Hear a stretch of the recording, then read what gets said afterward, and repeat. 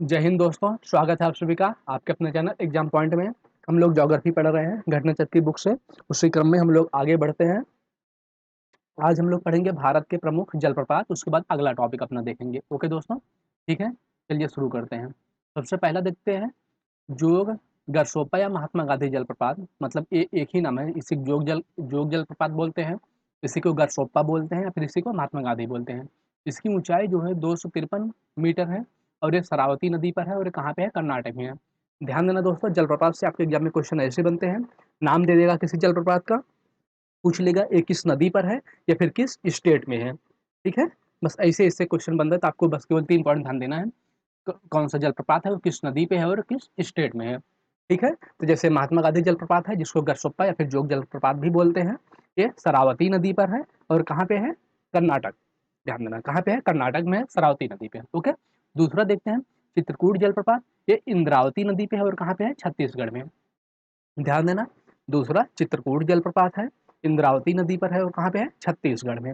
तीसरा शिव समुद्रम जलप्रपात है, कावेरी नदी पर है और कहाँ पे है? कर्नाटक में है। ओके, ध्यान देना, शिव समुद्रम जलप्रपात कावेरी नदी पर है और कहाँ पे है? कर्नाटक में। इसको आप ऐसे निमोनिक से याद कर सकते हैं, जैसे भगवान शिव के लिए लोग कांवड़ यात्रा लेके निकलते हैं, कांवड़ से काव ले लीजिए और शिव से शिव। तो शिव समुद्रम जलप्रपात कावेरी नदी कर्नाटक। ओके, अगला देखते हैं गौतम धारा जलप्रपात या फिर जोन्हा जलप्रपात। गौतम धारा जलप्रपात से बोलते हैं, इसी को जोन्हा जलप्रपात भी बोलते हैं। ये कहाँ पे दोस्तों? राढ़ू, झारखंड। राढ़ू नदी पर है और कहाँ पे है? झारखंड में है। अगला हुंडरू जलप्रपात, ये स्वर्णरेखा नदी पर है और कहाँ पे है? झारखंड में। ध्यान देना, हुंडरू जलप्रपात स्वर्णरेखा नदी झारखंड। अगला लोड या फिर बूढ़ा घाघ जलप्रपात, ये कहाँ पे है? बूढ़ा नदी पे है, कहाँ पे है? झारखंड में। ध्यान देना दोस्तों, झारखंड में 3 जलप्रपात हैं। ठीक है, गौतम धारा या फिर जोन्हा जलप्रपात जो कि राढ़ू नदी पर है, झारखंड स्टेट में है। टुंडरू जलप्रपात स्वर्णरेखा नदी पर है, झारखंड स्टेट में है। और लोड या फिर बूढ़ा घाघ जलप्रपात, ये बूढ़ा नदी पे है और कहाँ पे है? झारखंड में। ध्यान देना, गोकक जलप्रपात, ये गोकक नदी पर ही है, कर्नाटक में। गोकक गोकक कर्नाटक, मतलब गोकक जलप्रपात गोकक नदी पर है और कहाँ पे है? कर्नाटक में है। दसम जलप्रपात कांची नदी पर है और कहाँ पे है? झारखंड में है। ध्यान देना, दसम जलप्रपात कांची नदी झारखंड। पाइकारा जलप्रपात पाइकारा नदी पे है और कहाँ पे है? तमिलनाडु। पाइकारा जलप्रपात पाइकारा नदी पर है और कहाँ पे है? तमिलनाडु। एक बार फिर से देख लेते हैं दोस्तों। महात्मा गांधी जलप्रपात शरावती नदी पर है, कर्नाटक में। चित्रकूट इंद्रावती नदी छत्तीसगढ़। शिव समुद्रम कावेरी कर्नाटक। गौतम धारा जलप्रपात राढ़ू नदी झारखंड। हुंडरू जलप्रपात स्वर्णरेखा झारखंड। लोधिया बूढ़ा घाघ जलप्रपात बूढ़ा नदी पर झारखंड में। गोकक जलप्रपात गोकक नदी कर्नाटक। दसम जलप्रपात कांची झारखंड। पाइकारा जलप्रपात पाइकारा नदी तमिलनाडु। ओके दोस्तों, इतना आप लोग याद रखिएगा। हम लोग आगे देखते हैं कपिल धारा जलप्रपात नर्मदा नदी पर है, मध्य प्रदेश में। कपिल धारा जलप्रपात नर्मदा नदी पर मध्य प्रदेश। ध्यान देना, कपिल धारा जलप्रपात नर्मदा नदी मध्य प्रदेश। ओके, तुलिया जलप्रपात चंबल नदी राजस्थान। और धुआंधार जलप्रपात नर्मदा नदी और मध्य प्रदेश। ये आपके एग्जाम में पूछा हुआ दोस्तों, मध्य प्रदेश वाला धुआंधार जलप्रपात जो है ये किस नदी पर है? नर्मदा नदी पर है, कहाँ पे है? मध्य प्रदेश में है। और चुलिया जलप्रपात चंबल नदी पर है, राजस्थान में।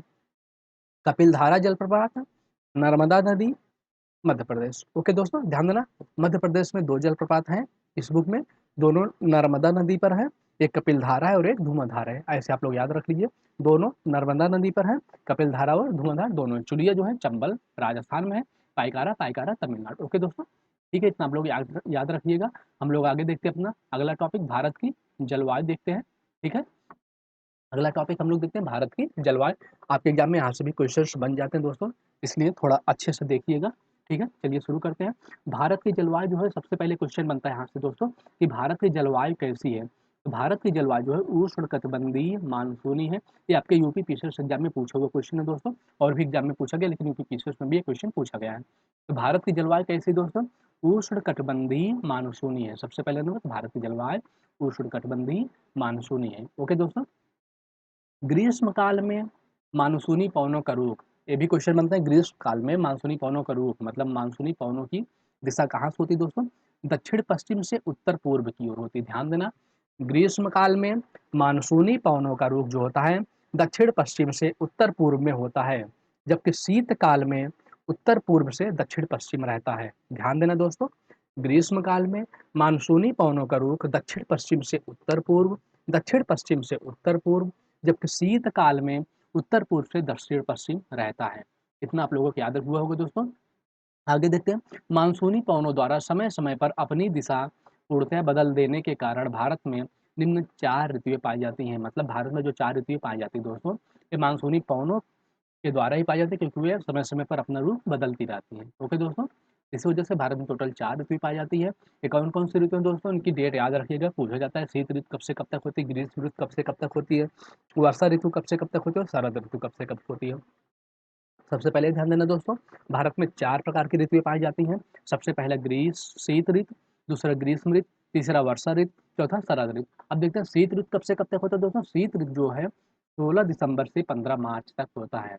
याद रखना दोस्तों, शीत ऋतु 16 दिसंबर से 15 मार्च तक, मतलब जो ठंडी होती है लगभग जो है दिसंबर एकदम मिड दिसंबर एकदम कड़क पड़ती है। ओके, 15 मार्च तक रहती है। ठीक है, ऐसे याद रख लीजिए। शीत ऋतु जो है 16 दिसंबर से 15 मार्च तक। ग्रीष्म ऋतु जो है 16 मार्च से 15 जून तक। ध्यान देना दोस्तों, यहाँ पे 16-16 सब डेटे हैं। ठीक है, इधर 15-15 सब डेटे, बस आपको मंथ याद रखना है। शीत ऋतु 16 दिसंबर से 15 मार्च तक, ग्रीष्म ऋतु 16 मार्च से 15 जून तक, वर्षा ऋतु 16 जून से 15 सितंबर तक, और शरद ऋतु 16 सितंबर से 15 दिसंबर तक। डेट सीरियल वाइज है दोस्तों, डे भी सेम है, मतलब मंथ भी सेम है। बस आपको केवल थोड़ा सा ध्यान देना है। शीत ऋतु 16 दिसंबर से 15 मार्च तक, तो ग्रीष्म ऋतु जो है 16 मार्च से 15 जून जून तक चलेगी। फिर वर्षा ऋतु जो है 16 जून से 15 सितंबर तक चलेगी। तो फिर शरद ऋतु 16 सितंबर से 15 दिसंबर तक चलेगी। ओके दोस्तों, ध्यान देना। तमिलनाडु के तटों पर जाड़े के दिनों में, मतलब जनवरी से फरवरी महीनों में वर्षा जो है होती है, वो लौटते हुए मानसून के कारण होती है। तो एक क्वेश्चन आपके एग्जाम में बनता है दोस्तों, तमिलनाडु के तटों पर जाड़े के दिनों में जो वर्षा होती है वो किस मानसून के कारण होती है, तो लौटते हुए मानसून के कारण होती है। ध्यान देना दोस्तों, तमिलनाडु के तटों पर जाड़े के दिनों में जो वर्षा होती है जनवरी फरवरी महीने में, वो लौटते हुए मानसून के कारण होती है। ध्यान देना दोस्तों के। उत्तरी पूर्वी मानसून को लौटता हुआ मानसून भी कहा जाता है। मतलब किस मानसून को लौटता हुआ मानसून कहा जाता है दोस्तों, उत्तरी पूर्वी मानसून को। उत्तरी पूर्वी मानसून को लौटता हुआ मानसून भी कहा जाता है। तीव्र आर्द्र हवाओं को बंगाल में काल बैसाखी, ध्यान देना दोस्तों, तीव्र आर्द्र हवाओं को बंगाल में क्या बोला जाता है, काल बैसाखी बोला जाता है। एवं पूर्वी भारत में नार्वेस्टर कहा जाता है। ध्यान देना दोस्तों, ये भी क्वेश्चन आपके एग्जाम में बनता है। जो तीव्र आर्द्र हवाएं होती है बंगाल में, उसको क्या कहा जाता है दोस्तों, काल बैसाखी कहा जाता है। बंगाल में क्या कहा जाता है, काल बैसाखी कहा जाता है। और जो तीव्र आर्द्र हवाएं होती हैं उसको पूर्वी भारत में क्या कहा जाता है दोस्तों, नार्वेस्टर कहा जाता है। ध्यान देना। कर्नाटक एवं दक्षिण भारत में तीव्र आर्द्र हवाओं को क्या बोला जाता है, चेरी ब्लास्म वर्षा कहा जाता है। ध्यान देना दोस्तों, कर्नाटक एवं कर्नाटक एवं दक्षिण भारत में तीव्र आर्द्र हवाओं को चेरी ब्लास्म वर्षा कहा जाता है। 3 पॉइंट ध्यान देना दोस्तों, तीव्र आर्द्र हवाओं से रिलेटेड। तीव्र आर्द्र हवाओं को बंगाल में क्या कहा जाता है, काल बैसाखी कहा जाता है। पूर्वी भारत में क्या कहा जाता है दोस्तों, नार्वेस्टर कहा जाता है। जबकि कर्नाटक एवं दक्षिण भारत में क्या कहा जाता है, चेरी ब्लास्म वर्षा। क्या कहा जाता है कर्नाटक एवं दक्षिण भारत में तीव्र आर्द्र हवाओं को, चेरी ब्लास्म वर्षा। ओके, ध्यान देना। केरल में आम की फसल के लिए लाभदायक होने के कारण तीव्र आर्द्र हवाओं को दक्षिण भारत केरल में जो है आम्र वर्षा भी कहा जाता है। ध्यान देना दोस्तों, दक्षिण भारत में अगर कर्नाटक में देखेंगे और बाकी और कुछ स्टेट्स में दक्षिण के, तो वहाँ पे चेरी ब्लास्म वर्षा कहा जाता है। केवल केरल में जो है, क्योंकि ये तीव्र आर्द्र हवाएं जो होती हैं ये आम की फसल के लिए बहुत ही लाभदायक होती है, इसलिए केरल में जो है इसको क्या कहा जाता है दोस्तों, आम्र वर्षा कहा जाता है तीव्र आर्द्र हवाओं को। ध्यान देना, मैंगो शोवर या फिर आम्र वर्षा। ओके, ग्रीष्म ऋतु में उत्तर पश्चिमी भारत के शुष्क भागों में चलने वाली गर्म एवं शुष्क हवा को क्या कहा जाता है दोस्तों, लू कहा जाता है। ये आपके एग्जाम में क्वेश्चन बना हुआ है दोस्तों, एक एसएससी में भी पूछा गया है और भी एग्जाम में पूछा गया है।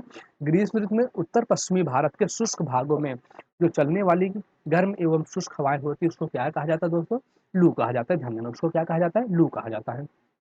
ओके, ध्यान देना। आगे देखते हैं हम लोग दोस्तों, अरब सागर शाखा का मानसून सबसे पहले जून के प्रथम सप्ताह में भारत के केरल राज्य में आता है। ध्यान देना दोस्तों, मानसून सबसे पहले कहाँ आता है दोस्तों, केरल राज्य में आता है। ठीक है, ये किस सागर की शाखा का मानसून होता है, अरब सागर शाखा का मानसून होता है।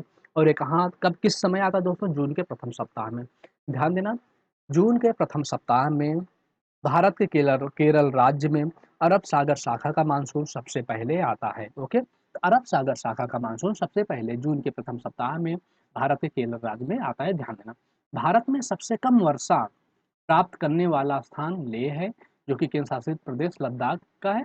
यहाँ केवल कितनी वर्षा होती है दोस्तों? 9.2 सेंटीमीटर। ध्यान देना, भारत में सबसे कम वार्षिक वर्षा प्राप्त करने वाला स्थान क्या है दोस्तों? लेह है। बस इतना याद रखना दोस्तों, भारत में सबसे कम वार्षिक वर्षा प्राप्त करने वाला स्थान लेह है। ठीक है, लेह लेह कहाँ है? केंद्र शासित प्रदेश लद्दाख में है। यहाँ केवल 9.2 सेंटीमीटर वर्षा होती है। ध्यान देना, दक्षिण पश्चिम मानसून की अगर सबसे कम वर्षा हुआ दोस्तों, सबसे अधिक वर्षा भारत में कहाँ होती है दोस्तों? आप लोग बताइए, सबसे अधिक वर्षा कहाँ होती है दोस्तों? मेघालय में होती है। ओके, और कौन सा स्थान है इसको आप लोग कमेंट बॉक्स में जरूर बताइए। मेघालय में होती है सबसे अधिक वर्षा, कौन सा स्थान है जरूर बताइएगा। ओके, दक्षिण पश्चिम मानसून की बंगाल की खाड़ी शाखा अरब सागर की मानसून शाखा की तुलना में अधिक शक्तिशाली होती है। ध्यान देना दोस्तों, दक्षिण पश्चिम मानसून की बंगाल की खाड़ी शाखा जो है अरब सागर की मानसून की शाखा की तुलना में अधिक शक्तिशाली होती है। मतलब जो बंगाल की खाड़ी की शाखा है वो अधिक शक्तिशाली होती है अरब सागर मानसून की शाखा से। ध्यान देना दोस्तों। ओके, इतना आप लोग ध्यान दीजिएगा। हम लोग आगे देखते हैं अपना अगला टॉपिक। इसमें अगला पॉइंट देखते हैं, शरद ऋतु को मानसून प्रत्यावर्तन का काल कहा जाता है। तो मानसून प्रत्यावर्तन का काल किस ऋतु को कहा जाता है दोस्तों? शरद ऋतु को। ध्यान देना, शरद ऋतु को मानसून प्रत्यावर्तन का काल कहा जाता है। ओके, अगला टॉपिक हम लोग देख लेते हैं दोस्तों, भारत की मिट्टी देख लेते हैं। भारत की मिट्टी, यहाँ से भी आपके एग्जाम में क्वेश्चन बनते हैं। भारतीय कृषि अनुसंधान परिषद ने भारत की मिट्टियों को 8 वर्गों में विभाजित किया। ध्यान देना दोस्तों, सबसे पहले आपके क्वेश्चन यहाँ से एक बन जाता है, भारतीय कृषि अनुसंधान परिषद का मुख्यालय कहाँ पे है? इसका मुख्यालय कहाँ दोस्तों? नई दिल्ली में। सबसे पहले ध्यान देना इसको। और इसने जो है भारतीय कृषि अनुसंधान परिषद जो है भारत की मिट्टियों को कितने भागों में बांटा है दोस्तों? 8 भागों में बांटा है। ध्यान देना, 8 भागों में। भारत में पाई जाने वाली प्रमुख मिट्टियों का विवरण इस प्रकार है। चलिए देखते हैं हम लोग, भारत में पाई जाने वाली जो प्रमुख मिट्टी है। सबसे पहले देखते हैं जलोढ़ मिट्टी। जलोढ़ मिट्टी सबसे पहले क्या देखते हैं दोस्तों? जलोढ़ मिट्टी। नदियों द्वारा लाई गई मिट्टी को जलोढ़ मिट्टी कहते हैं। मतलब जलोढ़ मिट्टी कौन सी होती है दोस्तों? ये नदियों द्वारा लाई गई मिट्टी होती है। ओके, नदियों द्वारा लाई गई मिट्टी होती है, इसको जलोढ़ मिट्टी कहते हैं। जलोढ़ मिट्टी दो प्रकार की होती है, एक बांगर होती है और दूसरी खादर होती है। जलोढ़ मिट्टी दो प्रकार की होती है, एक बांगर, दूसरी खादर। बांगर जो होती है पुराने जलोढ़ मिट्टी को कहते हैं, तथा खादर जो होती है नवीन नवीन जलोढ़ मिट्टी को कहते हैं। ध्यान देना दोस्तों, बांगर जो होती है ये पुराने जलोढ़ मिट्टी कहते हैं, जबकि जो खादर होती है वो नवीन जलोढ़ मिट्टी को कहा जाता है। बांगर मिट्टी में कंकड़ और कैल्शियम कार्बोनेट होते हैं। ध्यान देना, बांगर मिट्टी में कंकड़ और कैल्शियम कार्बोनेट होते हैं। ध्यान देना दोस्तों, जलोढ़ मिट्टी दो प्रकार की होती है। ओके, सॉरी, मतलब जलोढ़ मिट्टी किसे कहते हैं दोस्तों? नदियों द्वारा लाई गई मिट्टी को जलोढ़ मिट्टी कहते हैं। जलोढ़ मिट्टी दो प्रकार की होती है, बांगर और खादर। बांगर जो होती है पुरानी जलोढ़ मिट्टी बोलते हैं हम, और खादर जो होती है नवीन जलोढ़ मिट्टी होती है। और जो इसमें नवीन जलोढ़ मिट्टी होती है ये बहुत अधिक उपजाऊ होती है, जबकि जो खादर होती है वहाँ कुछ कंकड़ पत्थर होते हैं, कैल्शियम कार्बोनेट भी पाया जाता है खादर मिट्टी में। वो थोड़ा, सॉरी दोस्तों, उल्टा हो जा रहा है। बांगर मिट्टी जो है वहाँ पे कंकड़ पत्थर और कैल्शियम कार्बोनेट पाए जाते हैं, वो थोड़ा कम उपजाऊ होती है। जो खादर होती है अधिक उपजाऊ होती है, क्योंकि ये नवीन जलोढ़ मिट्टी होती है। ध्यान देना, और जलोढ़ मिट्टी में जो है धान की फसल बहुत अच्छी होती है। बाकी गेहूँ और भी फसलें होती हैं, गेहूँ गन्ना और भी होती है, लेकिन धान की फसल बहुत ही अच्छी होती है जलोढ़ मिट्टी में। ध्यान देना। ओके, अब दूसरी मिट्टी देखते हैं, काली मिट्टी। काली मिट्टी को सबसे पहले तो इसके कुछ नाम है दोस्तों, इसलिए याद रखना काली मिट्टी को और क्या क्या कहा जाता है। काली मिट्टी को रेगुन मिट्टी भी कहा जाता है, कपासी मिट्टी भी कहा जाता है, ट्रॉपिकल ब्लैक अर्थ भी कहा जाता है, एवं ट्रॉपिकल टर्नोजेम भी कहा जाता है। ध्यान देना दोस्तों, काली मिट्टी के कई नाम है। काली मिट्टी को क्या क्या रेगुन मिट्टी कहा जाता है, कपासी मिट्टी कहा जाता है क्योंकि काली मिट्टी में कपास बहुत अधिक होता है, ट्रॉपिकल ब्लैक अर्थ कहा जाता है। ओके, या फिर ट्रॉपिकल चेन्नई जेम भी कहा जाता है। ओके, काली मिट्टी का निर्माण जो है बेसाल्ट लावा के अपक्षय व अपरदन से हुआ है। ध्यान देना दोस्तों, काली मिट्टी का निर्माण बेसाल्ट लावा के अपक्षय व अपरदन से हुआ है। काली मिट्टी का निर्माण कैसे हो दोस्तों? बेसाल्ट लावा के अपक्षय व अपरदन से। जबकि जलोढ़ मिट्टी का निर्माण कैसे हो दोस्तों? और नदियों द्वारा लाई गई मिट्टी होती है, जो नदियों में बाढ़ आती है तो बह के जहाँ तक पहुँचती है वो अपने साथ कुछ मिट्टी ले जाती है कटाव में, वही होती है। ओके दोस्तों, इसीलिए जलोढ़ मिट्टी बहुत उपजाऊ होती है। ध्यान देना, काली मिट्टी का निर्माण बेसाल्ट लावा के अपक्षय व अपरदन से हुआ है। काली मिट्टी जो है कपास की खेती के लिए अत्यधिक उपयुक्त होती है। ध्यान देना दोस्तों, ये आपके एग्जाम में कई बार क्वेश्चन बना है, कई एग्जाम में क्वेश्चन बना है कि कपास की खेती के लिए उपयुक्त मिट्टी कौन सी होती है? काली मिट्टी होती है। ध्यान देना, काली मिट्टी में तीव्र जल धारण की क्षमता पाई जाती है। काली मिट्टी में तीव्र जल धारण की क्षमता पाई जाती है। ओके दोस्तों, ध्यान देना। अगली मिट्टी देखते हैं अपना लाल मिट्टी। ओके, लाल मिट्टी का निर्माण जो है जलवायु परिवर्तनों के परिणाम स्वरूप कायांतरित सेलों के विघटन एवं विभोजन से हुआ है। ध्यान देना दोस्तों, लाल मिट्टी का निर्माण कैसे हो दोस्तों? जलवायु परिवर्तनों के परिणाम स्वरूप कायांतरित सेलों के विघटन एवं विभोजन से हुआ है। लाल मिट्टी का निर्माण कायांतरित सेलों के विघटन एवं विभोजन से हुआ है। ओके दोस्तों, जलवायु परिवर्तनों के परिणाम स्वरूप। ओके, लोहे के ऑक्साइड जिसको फेरिक ऑक्साइड कहते हैं कि उपस्थित के कारण इसका रंग लाल होता है। ध्यान देना दोस्तों, आपके एग्जाम में कई बार क्वेश्चन बनता है कि लाल मिट्टी जो होती है उसकी कलर लाल क्यों होता है? क्योंकि उसमें लोहे के ऑक्साइड पाए जाते हैं जो कि फेरिक ऑक्साइड होता है। लोहे के ऑक्साइड की उपस्थिति के कारण, मतलब जो फेरिक ऑक्साइड की उपस्थिति के कारण तो क्या होता है दोस्तों, लाल मिट्टी का रंग क्या होता है? लाल होता है। ध्यान देना। ओके, लाल मिट्टी में प्रायः उर्वरता विहीन बंजर भूमि के रूप में पाई जाती है। मतलब लाल मिट्टी जो है वो बंजर होती है, मतलब वहाँ पे फसलें पैदा नहीं होती ज़्यादातर। ओके दोस्तों, ध्यान देना। अब अगला मिट्टी देखते हैं, लैटेराइट मिट्टी। लैटेराइट मिट्टी में लौह ऑक्साइड एवं एल्युमिनियम ऑक्साइड की प्रचुरता होती है। ध्यान देना दोस्तों, लैटेराइट मिट्टी में लौह ऑक्साइड एवं एल्युमिनियम ऑक्साइड की प्रचुरता होती है। ये क्वेश्चन आपके एग्जाम में बन सकता है। किस मिट्टी में लौह ऑक्साइड एवं एल्युमिनियम ऑक्साइड की प्रचुरता होती है? तो लैटेराइट मिट्टी में। ध्यान देना, लैटेराइट मिट्टी में लौह ऑक्साइड और एल्युमिनियम ऑक्साइड की प्रचुरता होती है। लैटेराइट मिट्टी जो है ये कोकोआ, काजू, चाय एवं इलायची की खेती के लिए सर्वाधिक उपयुक्त होती है। ध्यान देना दोस्तों, लैटेराइट मिट्टी जो होती है कोकोआ, काजू, चाय एवं इलायची की खेती के लिए सर्वाधिक उपयुक्त होती है। ध्यान देना दोस्तों, लैटेराइट मिट्टी कोकोआ, काजू, चाय और इलायची की खेती के लिए उपयुक्त होती है और इसमें लौह ऑक्साइड व एल्युमिनियम ऑक्साइड की प्रचुरता होती है। ठीक है दोस्तों, आज के लिए बस इतना ही। हम लोग कल पढ़ेंगे कृषि की प्रमुख विधियाँ, बाकी और भी आगे टॉपिक। ओके, तब तक के लिए आप लोग ऐसे चैनल के साथ जुड़े रहिए, बने रहिए हमारे साथ। ओके, और पढ़ते रहिए। जय हिंद।